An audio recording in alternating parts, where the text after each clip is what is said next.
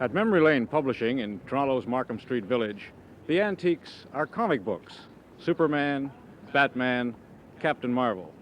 And the proprietor is George Henderson, or as he's better known, Captain George. I've been in business 4.5 years, and when I came into the business, the fad, or what you want to call it, was at its peak, but it's been going, I would say, since about 1951.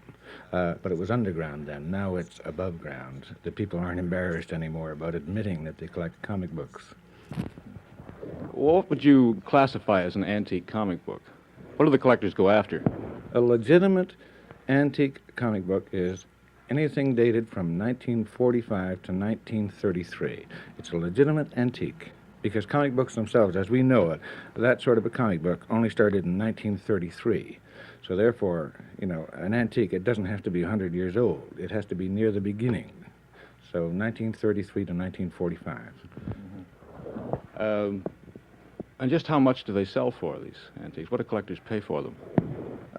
Well, take, for instance, the Batman #1, which everybody talks about, everybody wants. I've gotten $250 for it. It's actually going for about $200 now, $200 for Batman #1, which was spring 1940. Superman #1, which was in the spring of 1939. I see low prices of about $125, but I also see where it's going for something like $300. It depends on who's selling it and who's buying it.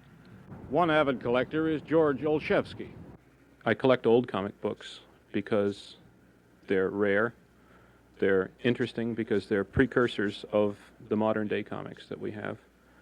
And it's just sort of a collecting instinct. I like to have them. It's very interesting. Also, the artwork in comics is quite exceptional nowadays. I have seen comic art which would compare favorably to engravings by Doré, for example, in his illustrations to the Divine Comedy. Rare comic books are reaching such value that collectors are beginning to have trouble with thieves. But as George Henderson points out, sometimes it's hard to get anyone to take the theft seriously. Stan Ranton, CBC News.